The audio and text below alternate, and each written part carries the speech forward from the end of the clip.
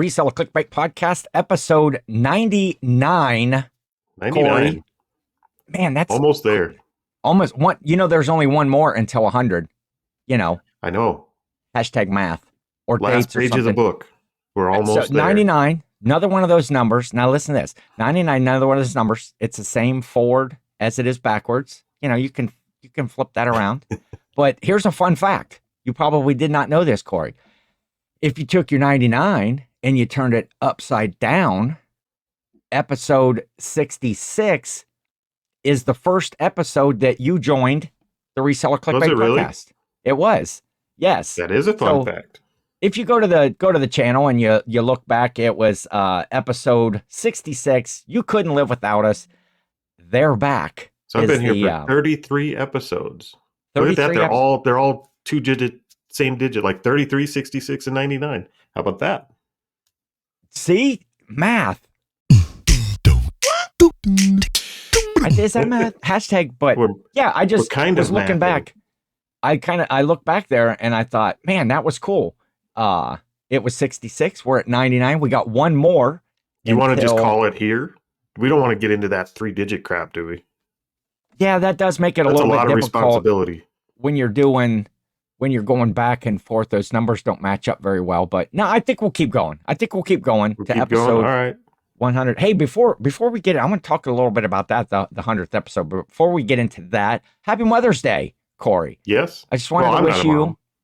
Oh, well, you're a mother of sorts, but we won't go happy into Mother's Day to all the mothers out there. Yes, that was, of course, today is Monday. Mother's Day was yesterday, and hopefully all the mothers had a great day. I know my mother had a great day. At least I'm anticipating that. All the families coming over, and we're going to have a cookout and just, appreciate our moms. And so shout out to my mother. I don't know what Teresa wants to do for Mother's Day. I have no idea.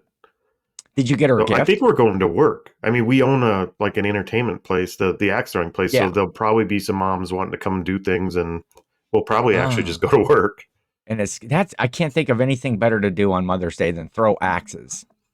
Yeah. Or escape room. Maybe people are going to bring their mothers there to the escape room and say, "Hey, mom, you just go to," and then they just get stuck in there. I think it's more likely the moms will show up and will lock their kids in a room for an hour, and the moms will just go do what they want. There is a bar across the street. Oh, there you go.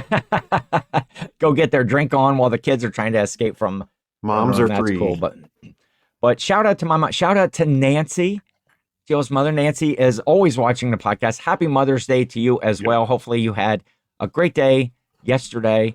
I got to check in. I'm gonna send. Oh, maybe I'll do it. I'll do it right now. I'm gonna send right now while we're on there.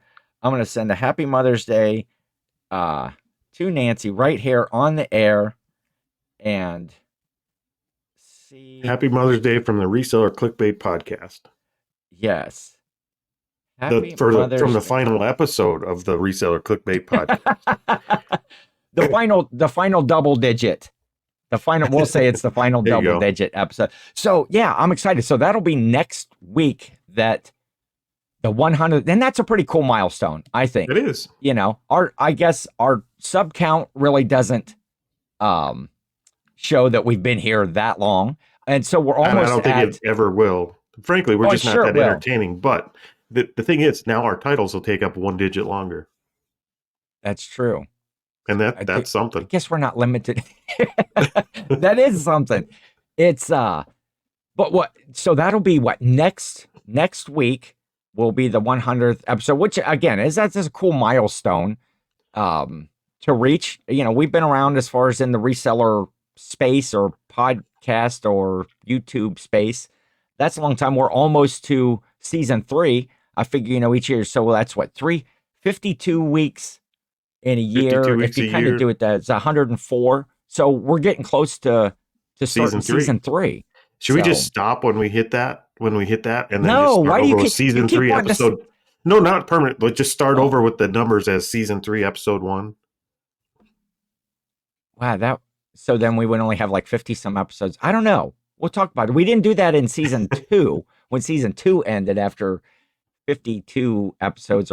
And actually we're over 100 episodes if you count the lives. We've had 2 seasons of the holiday live tour, and we've done another live or two. But okay, so speaking of lives, we are going to do a special kind of 100th episode appreciation, just a live. And so we'll have a regular episode next week.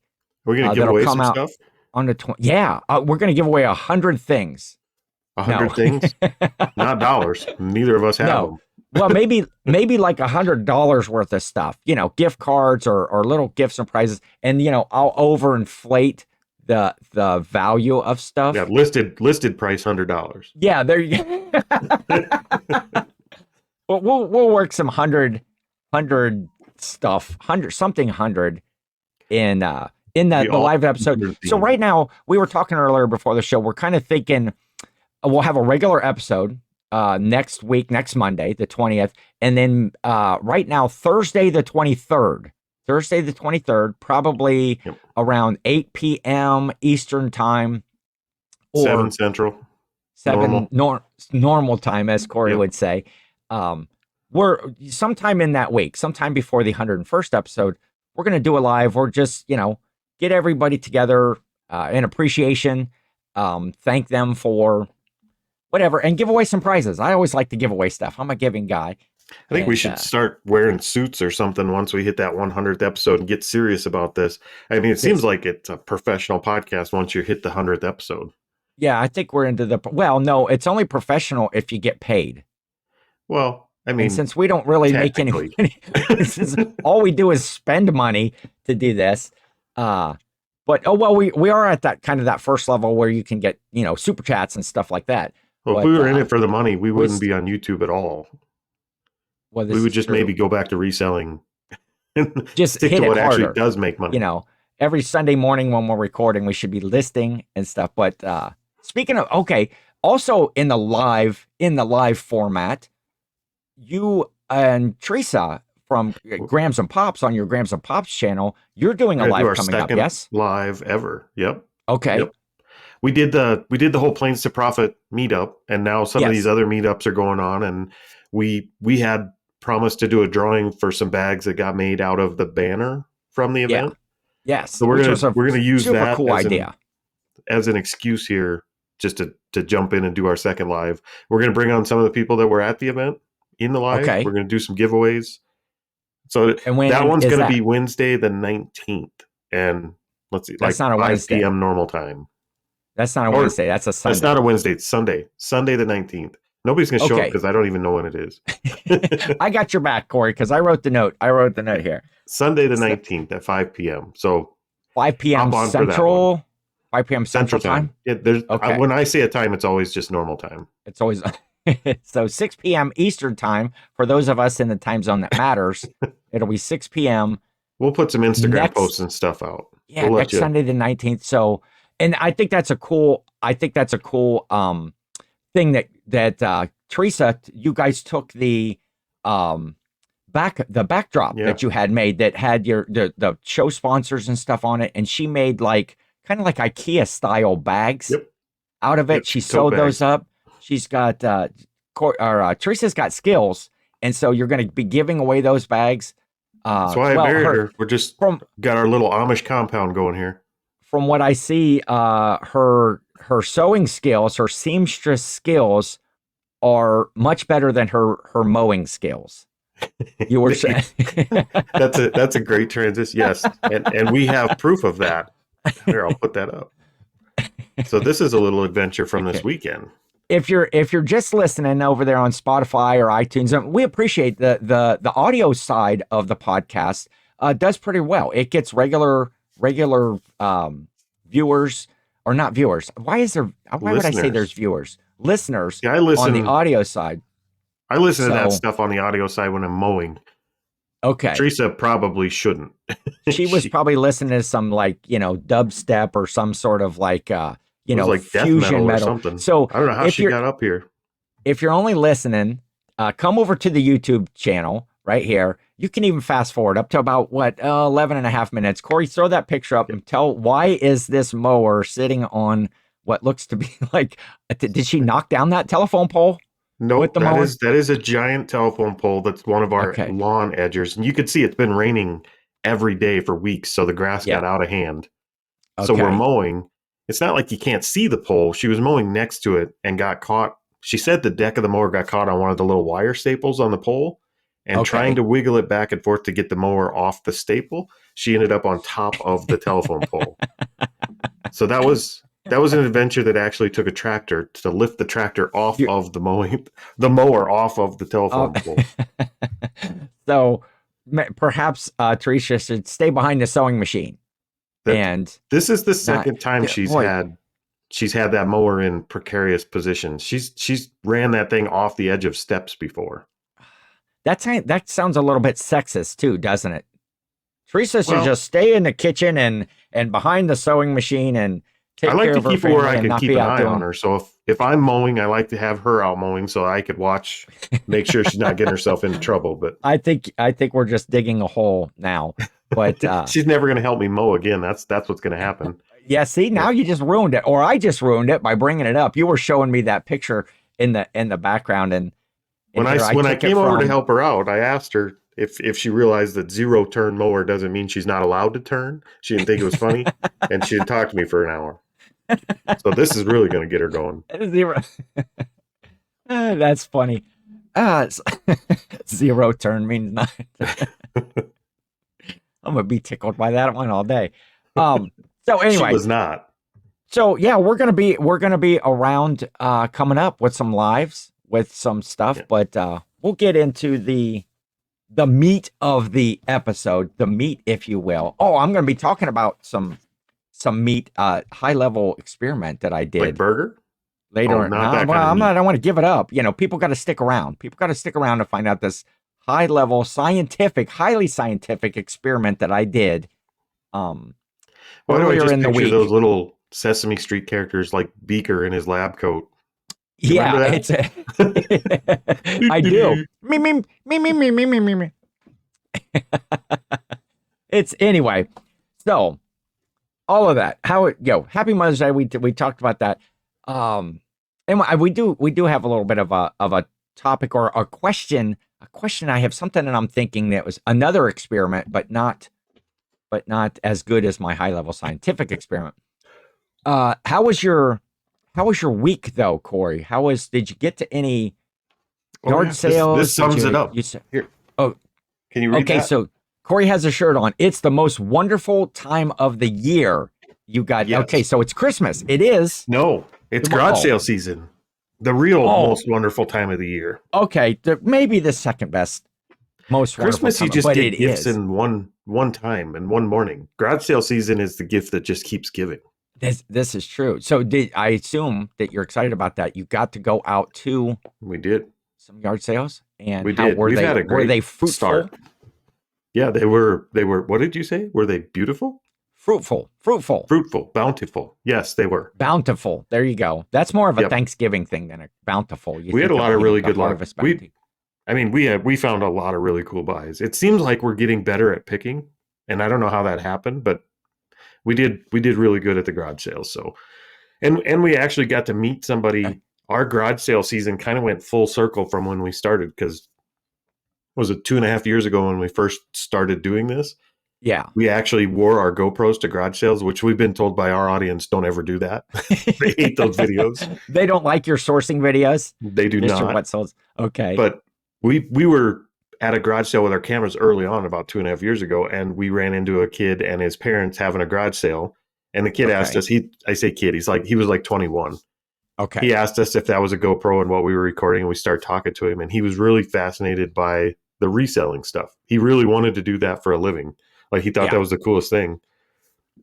We actually ran into that kid yesterday. Okay. At a sale we went to. We went to an estate sale. Well, the whole situation of the estate sale was funny too, but we went to an estate sale, and when we walked in, the kid recognized us. He was like, "You guys sell on YouTube, right? Or sell on eBay, right? And you do YouTube?" We're like, "Yeah." He said, "I recognize you." And then we recognized him. The guy that was putting on the estate sale was the kid we ran into. He had really? Actually, rather than jumping into eBay, he started his own like estate sale company. Wow, that's a big step. Yep. So we got to talk to him and his parents. They were both there helping him. We got to talk to him and his parents for about an hour yesterday. It was the coolest thing. Like he really jumped in with both feet. Man, that an hour though, that takes up a lot of your yard selling time hanging out there. It did, but we really shouldn't have been yard selling anyway. It wasn't our typical Thursday. It was on a Saturday. We were supposed to be going to a graduation. Okay. We made the cupcakes for the graduation. So we had 12 dozen cupcakes in the back seat and the trunk of our car. And we were trying to sneak in a few hours of garage sales before graduation, which we did. We still got 14 or 15 sales in that day. Wow. And that was interesting to weave goods in with cupcakes. You could have started, you know how like you go to the yard sales and the little kids have their little, snacky area and they sell stuff. You should have just like opened up the hatch of the vehicle and started selling cupcakes out of the back. It was our nephew's at graduation. The estate sale. And he was definitely wanting the cupcakes there, so we couldn't sell them. But we did have to get creative with stacking towards the end because I bought one of those big. Have you seen those big ice, like the ice auger drills with the motor on top? Oh yeah, and like the auger if you go ice fishing. Yep, ice fishing. Okay, the big. Okay, yes. We had to rent one of those this past weekend. We had to rent one because we're putting up. You a going big ice pergola. fishing? Is it still that cold in South Dakota that you're able to go ice fishing? Man, no, we had to rent one to dig post holes with. You can use the same auger and dig post holes. Okay. So a post hole digger. Gotcha. We rented that thing and for 4 hours to rent it to dig post holes to put up some pergolas and stuff out in the yard. Yeah. It cost us almost $80-$90. Okay. And we were at a garage sale yesterday after that estate sale, and we bought one of those augers for $10. Oh, really? And it's in great shape. That's a heck of a deal. Yeah, for $10. I'm surprised you don't have one of those like 3-point hitch ones that go on the back of your big tractor. I thought about it. And I should know, like living on an acreage, a big part of living here is just digging holes and filling them back in. But I really tried to avoid it by just not having something to dig holes with. That's life in South Dakota. Just digging holes and filling them back in. I think that'd be some merch that you should make for Grams and Bob's. Just digging holes and filling them back in. I can see a shirt. I can see a sticker with that. So anyway, I want to go back to this. Going wrong. I'm going to go back to this estate sale because that is so cool that that this kid was kind of. It seemed like he was kind of inspired by you guys, having the cameras, and you talked to him like 2 years ago, and that he thought reselling was cool, and so he started his own estate sale company. Yeah. I remember talking to him at his garage sale, and he was very inquisitive. Like he was really intrigued by the whole reselling thing as a business. And, and he's the most humble, nicest kid you'll ever meet. Like he just wants to pick your brain. He just wants to ask questions, and he just absorbs stuff like a sponge. Like he's not. I guess that, like I said, the best word to describe is just humble. He's the humblest, nicest kid you'll ever meet. And he was the same way at the estate sale, even after starting his own estate sale company, which takes, that you don't jump into that lightly. That takes for sure. Some smarts. But he managed to do it and got a client, and it wasn't a small estate sale. It was a big sale. Yeah. And he was doing it, like he did it justice. He was doing a good job. So but he was still asking questions. We're like, we're not that good at this. How was his pricing? You're doing though? Fine. Was he one of these high price places that was, and then he's going to take all the inventory at the end and keep it for himself, or? No, he's not keeping anything for himself. Like he's motivated. Everything has to go. Okay. But all right. He's also doing, like, after meeting him, I was like, when we first got to the estate sale, we were going through stuff. We were like, it's too high. We can't make money here. Okay. And we couldn't. There's no way we couldn't have made money there. Everything was too high. Yeah. Okay. Because they're actually going through, we were talking to him, the way they were pricing it is they're going through eBay and they're pricing everything, not at the top, not at the bottom, but at the medium sell value, what's sold's value. Okay. Which is great. Not great for a reseller. It's not great. Yeah. A lot of estate sales are not always good for resellers. You're just hoping they miss something. When you go to an estate sale, that's it. You're just hoping they miss something. But when we left the estate sale after talking to him, Teresa and I were talking, and we thought about it. If somebody called us and said, "Hey, come put it on an estate sale for us," that's how we would price it. Why would you not? I mean, we would price it. We're not putting the estate sale on for resellers. We're putting it on for people to come buy and make money for the owners. Yeah. And then over the next 3 days, you gradually lower the price by 25%, 50%, and then you sell it all off as a lot. Yeah. So I don't think we would do it any different. So it gave us a different perspective of estate sales. Yeah, they're just different types of resellers. You know, we're wanting to get the stuff super cheap, and he's in it to make money as well. Not only for himself, he has to give a cut to the to whoever, the family or whoever. I picked up some tables this week. Real quick story. I picked up a bunch of like 6-foot folding tables, like the plastic resin tables. Garage sale tables. Yeah, basically garage sale tables, because a friend of mine, they had an estate sale for they're moving his father to like a more of a care facility or whatever. His mother passed away, and moving the father, he's not in the greatest of health, but I got to pick the house first. This was all the way back in like December. I got to go in and pick the house first before they had the estate sale company come in. And then I got a lot of really cool stuff. So that was cool. So the estate sale company comes in, they do the estate sale, and crickets. My buddy and his family, his brother and stuff, have been completely ghosted by this estate sale company. They can't get a hold of them. Did they get their money? No. And that's the thing. They didn't get their money. They have at this point, it is, there's lawyers that are involved. And I mean, so the estate sale company came in and they sold all those people's stuff, and then they kept the money. Yeah. And they haven't heard from, and they've went up to their, because they have a storefront too, where they sell stuff out of, and they've tried to get with them, and every time they go in, she's not here, she's out, she's too busy, she blah blah blah blah blah blah. Well, one of the things that this estate sale company did as well is when they left after doing the sale, they left all of their tables there, and so to kind of help recoup some of their money, fled the scene. I shouldn't be saying this live online. We'll just say that the tables are now in someone else's possession, and and I made them a deal on those, but Anyway, if you're on the audio side, that was Mr. Bill giving himself the thumbs. Yeah, saying, those tables are here. So anyway, that was my estate sale story where I kind of benefited. So did you get any sort of estate sales? Because that actually makes me think. Talking to this kid at this estate sale, there's another estate sale. One of the biggest estate sale companies in the town we shop at, is actually selling their business. Like the estate sale company is for sale. Okay. And we got to talk. What are you actually buying if you bought an estate sale company? It's not like the clientele list is coming back to shop again. True. So you're buying the name and the number. Yeah, basically? I guess you could buy the name and the number. Well, unless they also had a physical, like a location, warehouse, a brick and mortar. Yeah, I think they were just selling the name. But Man. You're not getting. I mean, the company. You're not getting much when you buy that. If anybody wants to buy SSKPromo, that's for sale as well. We'll sell Reseller Clickbait Podcast.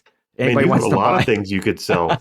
SSKPromo, the DOG, El Luchador. I'm going to sell them all. I'm going to have a fire sale, or just going to blow these names out, and I'm just going to go back to, Mr. Bill, because you'd be like a domain register. You just sell names. Well, actually, I do own some of those already. There you go. They come complete with the domain name.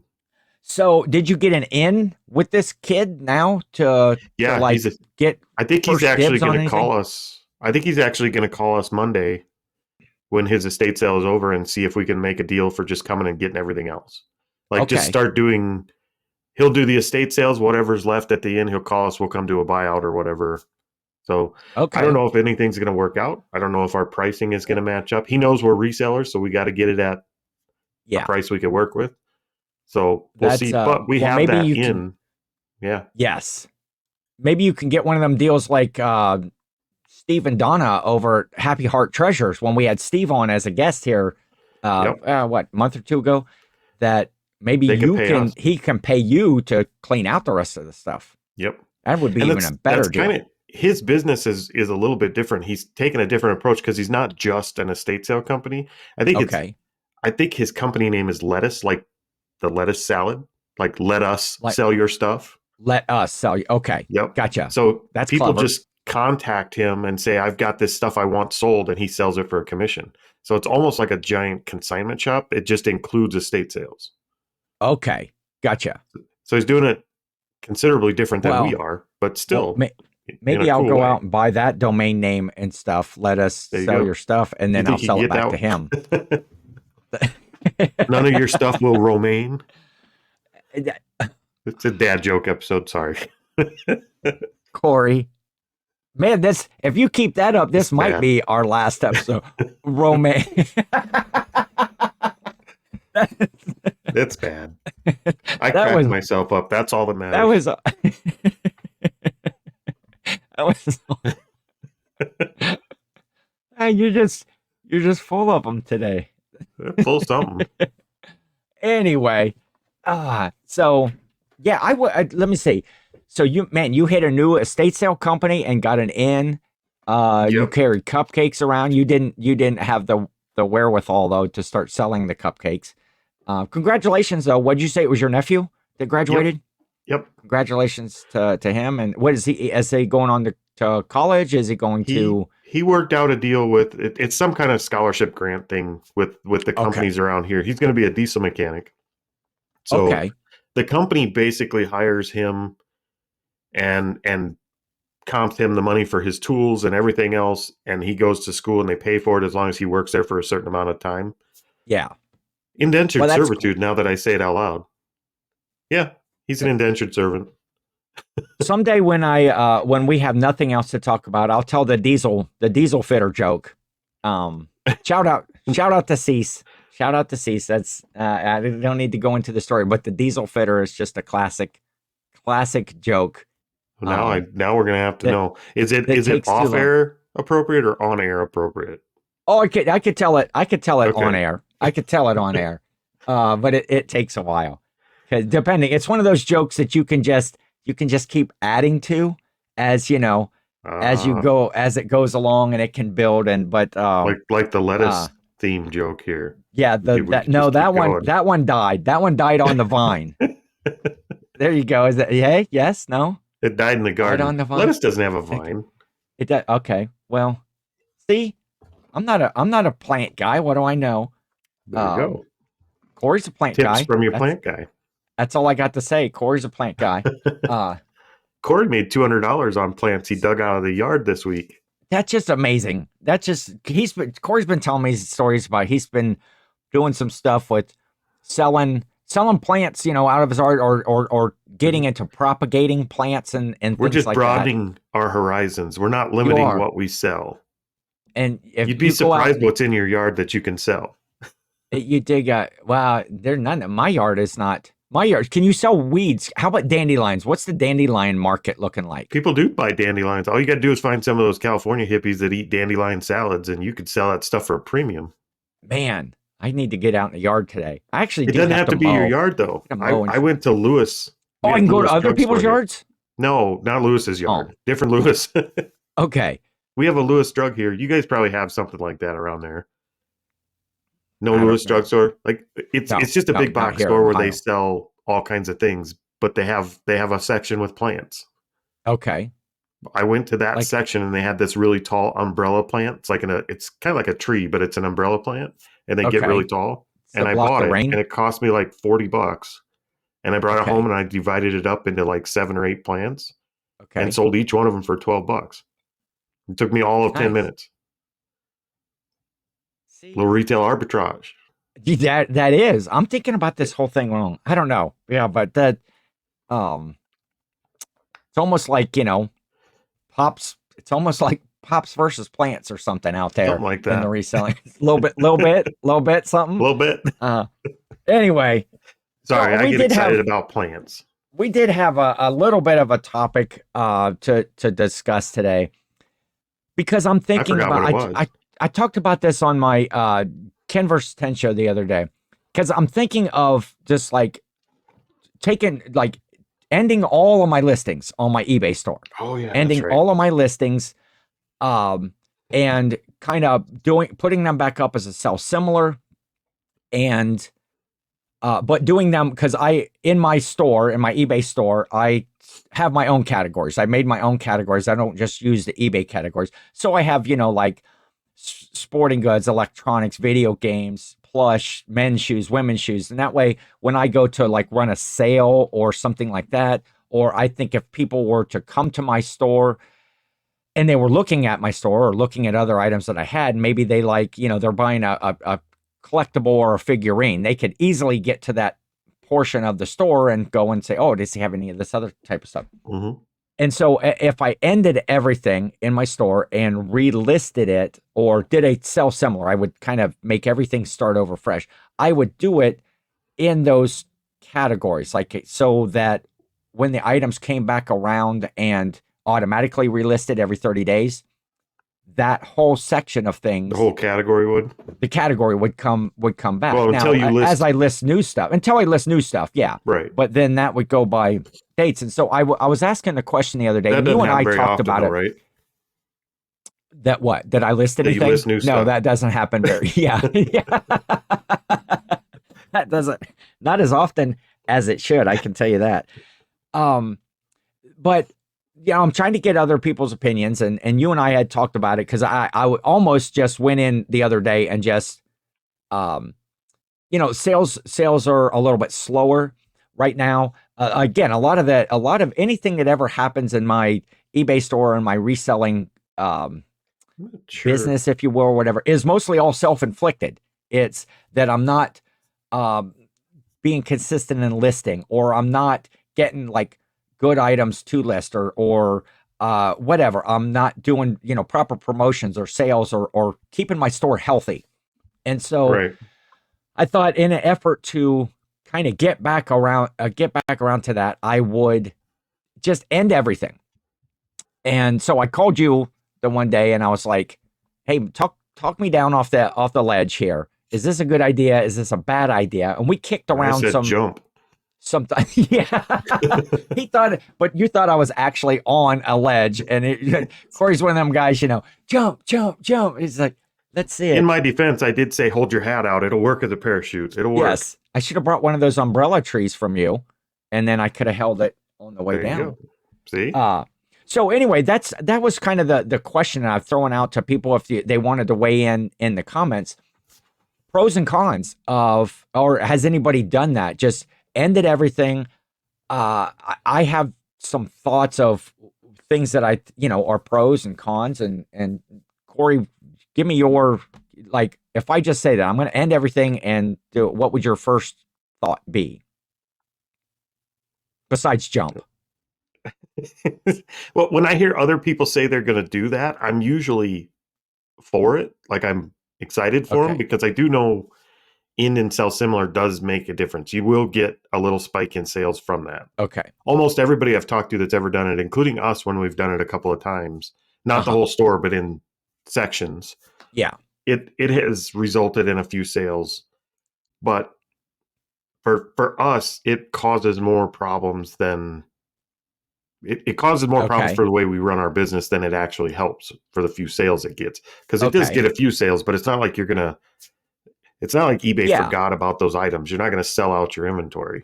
You're going to make a few extra sales you might not have, which is a good thing. Yeah. I mean, there's nothing wrong with that, but we use our dates, like the date listed.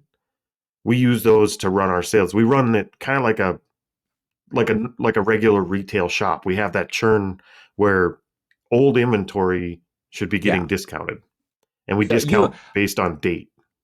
Okay, on the dates, because there was a little glitch. I've been getting a few glitches in the audio coming in throughout the thing, and I don't know if it was bad, but right there when you said you use whatever, I didn't know what it was. So you said you use dates? Yeah, we discount based on the date, how long it's been in the store. And that way, the longer it's in the store, the steeper the discount until it hits a certain age, and then we'll just get rid of it. And you can't do that if you're ending and selling similar because you're resetting that date. Yeah, now, if you're selling similar, now if you do a relist, I think it keeps those dates and those watchers, and that, that's one of the things, it's more I guess what I'm looking for is more of the cons of, don't do it. Why wouldn't you do it? And as we talked through it, when you said those dates, that you use for doing the sales. Now, That's the some biggest of the con for differences us. are the size of the stores. You have what 3,500 listings, 4,000 listings sometimes, when you're there. I currently have 600 and some listings. Because I have been weeding my store down, doing earlier, like in the winter and stuff like that, I was really focused a lot on going in and looking at old listings and changing some pricing, changing some, descriptions, or most of my pictures were pretty decent. I have to do that, but really recomping things that were, I had showed an example the other day of an item that I would pick up a lot at sales, and it used to be around a $20 item or so. Well, now when I had got a new one at a yard sale the other day, and when I went to list it and started to look at the pricing, well, they're maybe a $12 item now. And so my listings that were up there that have been sitting there and not selling, well, it's because the current market value is low, lower than what it would have been. And so I had been really focused a lot on recomping items. So when I would go either by category or whatever and just really focus on those. And I did make some sales, but right now I'm thinking about just doing the whole store and then maybe go in and just globally lower the price on everything. I'm trying to kickstart some sales, trying to get some new activity, trying to get some stuff going.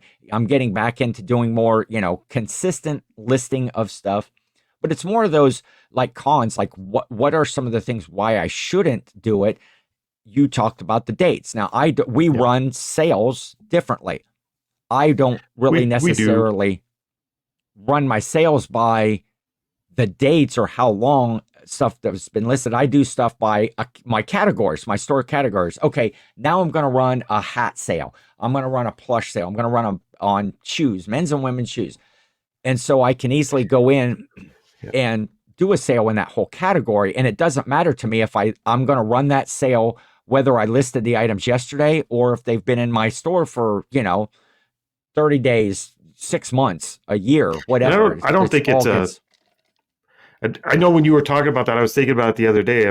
My first thought was, okay, well, Ken's just doing it wrong. But I don't think you are. I think you're doing it. Well, that could be though. I'm talking about the way you run your sales. Like we run ours by date, and we run sales to try and get items out of the shop based on date, which is a good reason to run sales. But also, there's a lot of times to run a sale based on a category. Hat sales, like sporting goods sales for baseball bats and gloves and stuff like that during the seasonal times.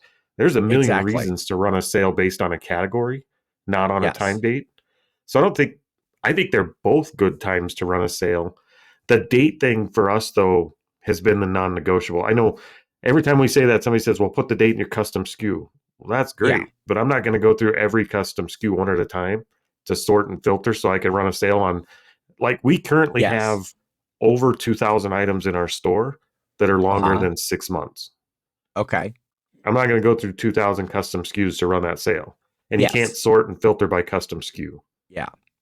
Like I can't say just run it if it's older than 6 months using the custom SKU. So that takes that off the table.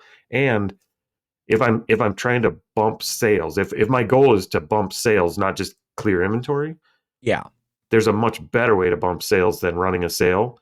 It's list good items, list better items, list more items. Yes. I can grab a bucket of good items and list sales or list them, and I will spike my sales better than if I put that same bucket of items on a flash sale, just every single time. So we usually, those dates are so important to the way we keep our inventory clear. To the way that you do them. And I've been looking at some of that stuff, the age of stuff, because I haven't done it yet. I haven't pulled the trigger on this yet. I was going to do it in the last couple of days, or I thought, by the end of this weekend, I was going to have that done as far as ending everything, selling similar. I think whether the size of your store, You brought that up. I think the size of your store would be a major factor in us deciding whether we do it or not. Yeah. I really do. I think if we had less than 1,000 items in the store, it wouldn't even be a question. If sales were slow and that was a quick, easy way to spike sales while I was still listing good stuff. Yeah. And it's kind of that would be a much easier decision than to try and do it on 4,000 products. Yeah. It changes my answer, I guess. Definitely.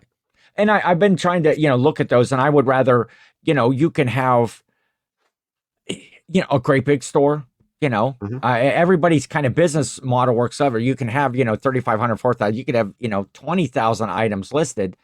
No, thank you. Depends on the quality of the items, because I know a lot of my inventory where I have say a little over 600 items currently listed. I know that when I get that total up, the most that I've been is probably around the 8 to 850 range as far as items that I have listed in my store. And that's usually right around that sweet spot where I get a good regular sales. I'm selling stuff, pretty much every day, 1 and 2 and 3 items, depending on what it is. And when I can list more consistently, I get those better sales. But I have that philosophy of I would rather have, if I only had 300 items in my store, but they were good items that turned over a lot, that's the same as if you have 3,000 items where, 2,700 of them are sitting there and are longer tail items. Yep. And that's been some of my focus here in hitting the sales this year that I've got to hit so far, is really looking for better items. It's very hard to pass on things that are, have money to them, and they still end up in my bag and I still end up bringing them home. But I'm really trying to focus hard on looking for good items. We've been practicing some restraint, but we did at the citywide we went to last weekend. We bought a whole trunk full. Like our trunk of the car was full to the top. We could barely get the lid shut. It's of the low voltage. Cupcakes? No, not this time. I wish. Okay. No, it was all low voltage yard lighting, all the accessories and all that stuff. But it was all like everything we bought had 5 or 10 of them. So it's all multi-quantity listings. Okay. And they all sell, but they have low sell-through, like 30% sell-through rates. They're all low sell-through. But it was good money. We were buying them for $1 a unit, or $2 a unit. It was hard to pass that up. But we've been really trying to exercise restraint when it comes to buying anything without a good sell-through rate. It's just when you find something multi-quantity like that for that cheap, you almost have to. Like it just seems foolish to walk away from it. Yeah, when you can, eventually make the money, and maybe you hit on something where somebody right now is just getting ready to do a, big landscaping project, or somebody comes along. Well, and if you have control boxes, the control boxes, we got 6 or 8 control boxes for the low voltage lighting, the converters. Yeah. And they're selling for 50, 60, $70 a piece. If we sell one of those, it pays for the whole lot. Yeah. And then you can afford, if you have the space, then you can afford to have a longer tail item on your shelf. So do you have a cutoff? Cutoff of what? I've heard people talk about this, and I know Teresa and I have talked about it. Do you have a date cutoff in terms of, I've had this item for 2 years, it's got to go? Well, no, I do not formally. I know that there's, even with only 600 and some items, that there's stuff in there that's just not going to sell. They're bad buys. They were things that I listed, early on. I don't think there may even still be some stuff in my store that when I started this, 4.5 years ago, maybe. I don't know that there's anything that old, but I don't have a cutoff as far as that goes. And I hold on to things that maybe if I cleared out the store and I had a good, healthy store of good turning items, it doesn't matter the number in the store. No. But this process that I'm thinking, because I'm not, you had talked when we were discussing it the other day about kind of going through almost like as an inventory sort of thing and looking through inventory, getting rid of those things. And I don't know that I'm going to put that much effort into it. It's going to be mostly a global end everything, relist stuff by categories.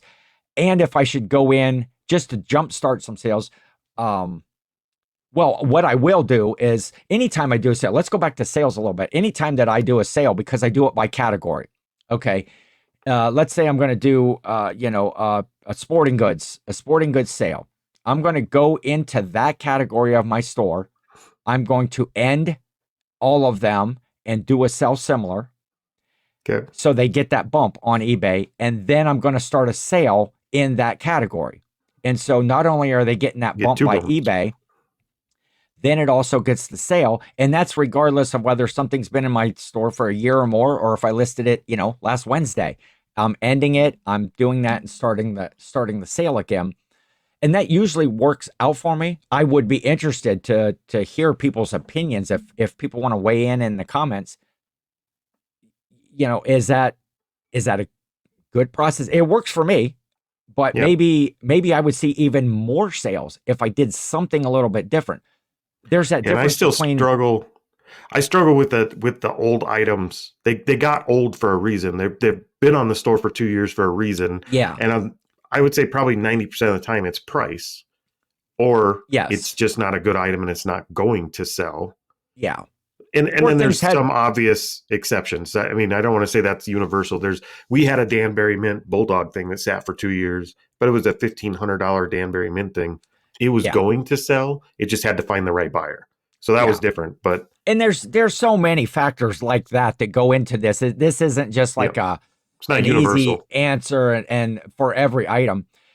But when I look at the, there is that difference between the end. I could talk to some people and it's like, oh, what about if you do the end and the sell similar, you lose all your watchers and you lose that original date. You go by date. Yeah. The watchers, what are you watching? Buy it or don't buy it. That's what I'm not worried about the watchers. I can see, when somebody watches something, or I think that's a flaw in eBay's system. How if I'm just looking on that one. Well, let me finish up with this. If I'm just on eBay, of course eBay's trying to sell stuff, but if I don't even click on that little heart or the watch list or whatever it is on eBay, if I just linger on an item for a little bit, or if I go look at a description, or if I'm doing research and I go to an item and I come back to that same listing, eBay counts that as like a watch. And then now that pops up on whoever the other person's. And then they're sending you offers. You can send offers. Then they're sending me offers, or that's the same thing that happens, to me. I'm probably sending out offers on, it could be just another reseller that was trying to comp their items. Yep. It could be whatever. And so, and I do get sales. I send offers regularly when it comes up, and I do make some sales from that. But as far as ending stuff and selling similar, to lose the watchers, that's like, like I say, it annoys me. Watching stuff annoys me. From the seller side. Now, I've talked to Jill a lot. She's a buyer. She buys a lot of stuff on eBay, and she will deliberately go in and just watch something and wait for an offer. Especially if they don't have best offer on, or even if they have best offer on. There's been a number of times where let's say an item is $20 and she might have went in. She's not like going to lowball anybody. She might offer $17 for an item, but before she would even get a chance to best offer, she gets an offer from the seller for $15 or $12 or something like that. And so she benefits that way. But to watch an item and wait for an offer, that would take some patience. I don't have that kind of patience when it comes to shopping. If I find something I want, I'm just going to buy it. If you're going out and looking for something that you want, but she does a lot of browsing. She's just looking for stuff. She's seeing things, and it's like, I don't really need this, but if the seller sends me a good offer, I'm going to then she would buy it, or she might negotiate at that point. Would matter. The time when losing the watchers matters to us is on basically one or two listings. It's our football card listings, because we're selling those boxes, and we put 10 on the listing at a time. Yes. And then when it gets down to one or two, we try to refresh that listing and add more to it so that the watchers stay, because it's a lot of card shops are watchers on that, and they just keep buying. They buy a couple of packs or a couple boxes here and there.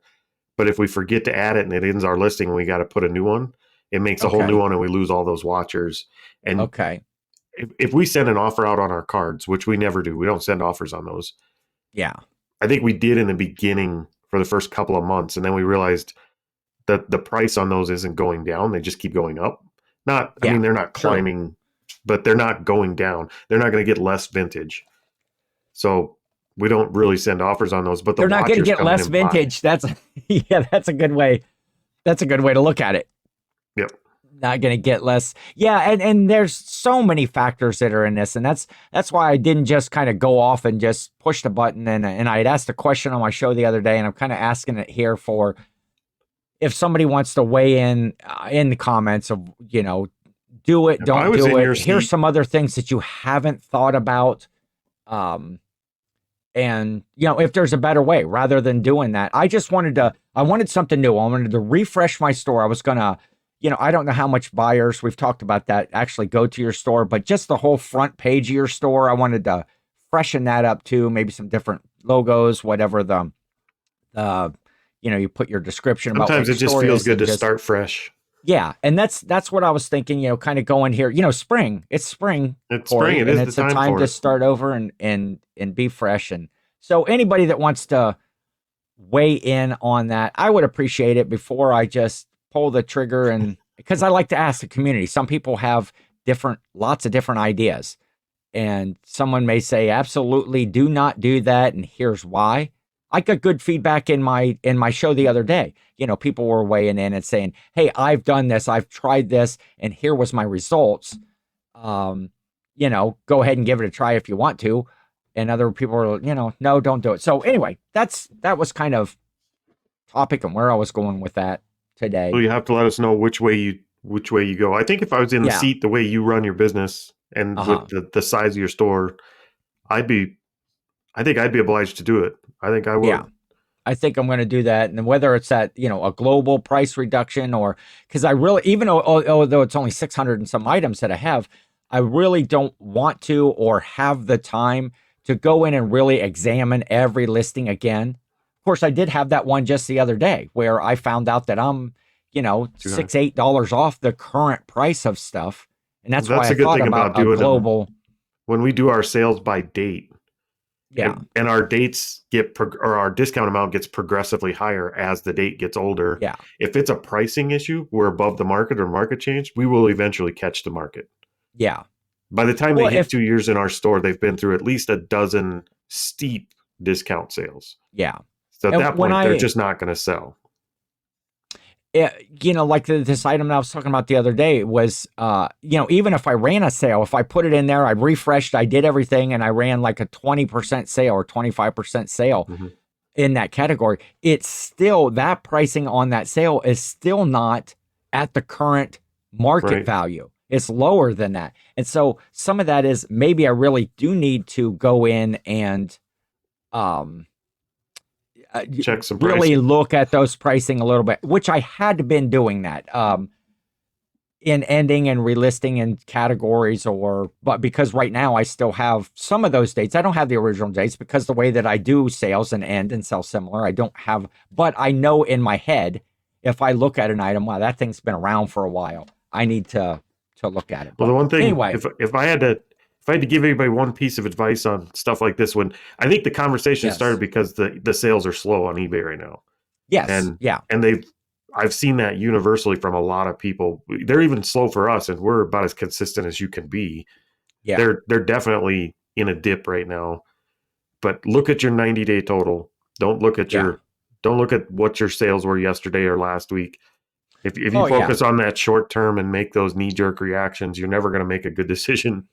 Yes. And your actual 90-day total, not that one that comes up in the thing, because there's so many factors and that's not a true thing. But anyway, that's what, if someone wants to weigh in, I would appreciate it. And I definitely will keep you updated on what I'm doing there, and check in next week. But we'll move along from that, because I wanted to talk. I not teased or whatever. I did a high-level scientific experiment, if you will, the other day.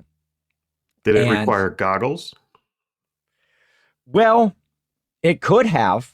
I mean, there was no, caustic chemicals or whatever, but you haven't, we we haven't eaten many meals together, Cory. So sometimes goggles sometimes are more effective for the people around me than they are for me when I'm eating.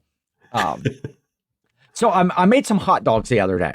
Okay. First off, I made the hot dogs. This experiment involves hot dogs. It does. Okay. And of course I cooked them in an air fryer. If you're not making your hot dogs in your air fryer, it's great because they almost come out like a grilled hot dog. Why not just make them on the grill then? Well, because that requires a whole lot. That requires going out. So, number one, I do have a grill that I have to get it cleaned up. It's one that I got. You remember at the reseller rally? It was at grill that Art of Resell bought. Yeah, the little Blackstone, the smaller one. I just still have to get that out and clean it up. But I usually don't grill out a lot at my house. I just don't have a convenient place to keep a grill all the time. Yeah. And so, but anyway, so the hot dogs in the air fryer. I put those in the air fryer, and that's really not even part of the experiment. It's just like, it's great to cook hot dogs in the air fryer. So I got my buns out there, and I'm getting ready to, dress my hot dog. A little mustard, a little ketchup.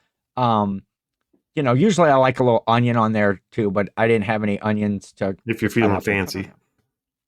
So as I got to starting the process, the thing, my whole entire life, I've always. Okay, when you like dress your hot dog, you kind of put the hot dog in the bun, put your mustard and your ketchup and your onions, your relish, whatever you like, on top of the hot dog, right? Sure. Yep. So I got to thinking, what if, Cory, just clear your mind for a second. What if I put the condiments on the bun first? It's not allowed. Then put the hot dog on. So it's not allowed. I made one where I put the hot dog in the bun, and I put the mustard and ketchup on it. And then one, I opened up the bun, and I put the mustard and ketchup in there, and then put the hot dog on it.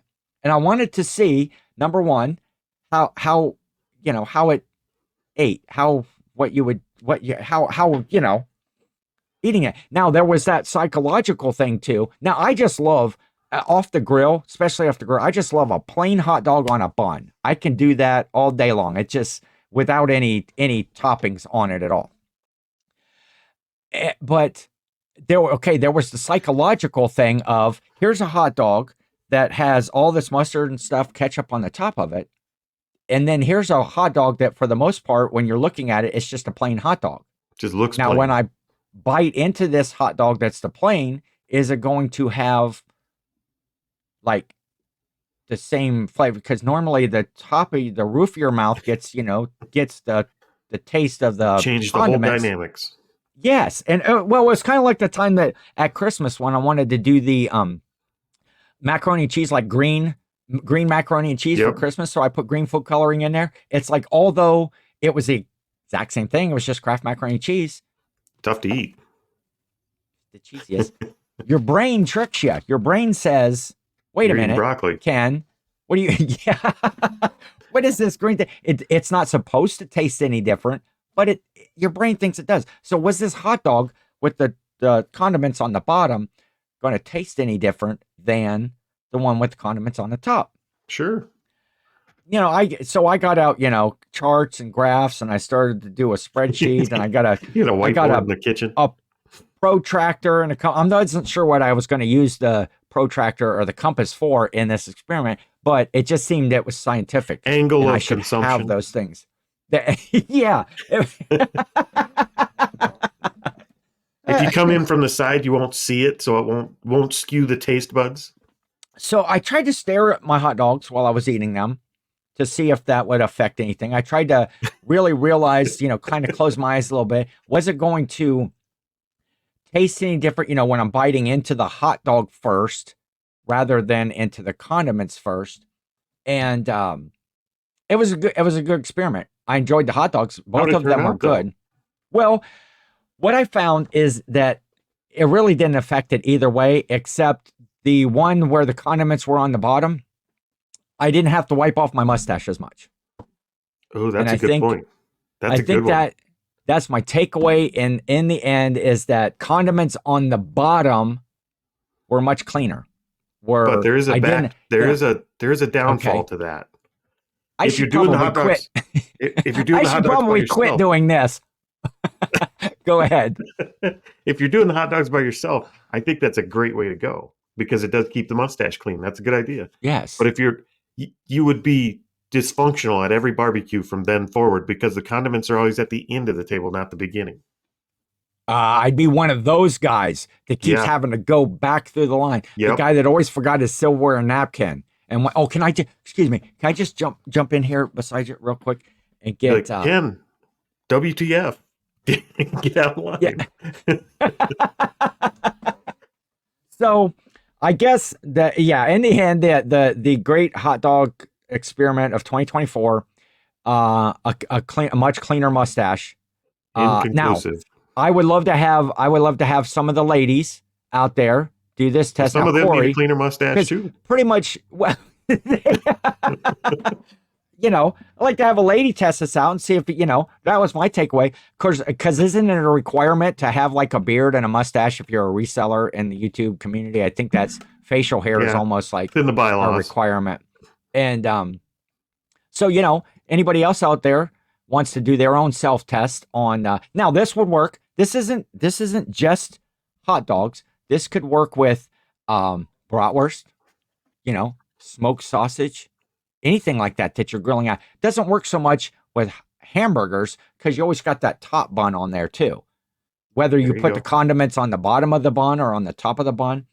We watched a How's It Made episode, like one of those factory shows, and they were making what they called bangers and mash, which is just like sausages and like mashed potatoes, I think. Yeah. Bangers and mash. You could throw them on a bun. Those are just sausages, like brats. You could. You're not going to do that though. I'm not going to. So anyway, and then, somebody might even come to the conclusion in this whole thing that, perhaps, Ken, if you were to spend more time listing and taking care of your eBay store than testing out whether the condiments on the top of the hot dog or the bottom of the hot dog, then, I might be in a little bit better position, seeing an financially inefficiency in your business. And and now I guess that we've talked it through. I'm realizing that perhaps my priorities are misplaced. Maybe you're not a reseller. Maybe you're a chef for 12-year-olds. Anyway, you got anything else, Cory? Anything that we didn't address? We're going to wrap this one up. Happy Mother's Day to all the moms. Yes, happy Mother's Day for sure. Don't forget, by the time you see us again, Cory will have on Grams and Pops channel. We'll link that down below as well. Well, you can find it. Our stuff is already linked down there. But doing a live next Sunday. They got a few giveaways to do. That should be fun. 100th episode coming up next week for the Reseller Clickbait Podcast. And so everyone have a great week. Everyone, have a profitable I'm going to start that over because that wasn't even a word that came out of my mouth. You'd think I still had a mouthful of hot dogs at that point. Okay. Everyone have a profitable week. Hopefully you find some good sales, some good citywide, some good community sales, and just find lots of great stuff. I saw a lot of cool Instagrams this week of people that found really cool stuff. It is this season. And I was jealous, but I found some cool stuff too. So y'all enjoy your wieners.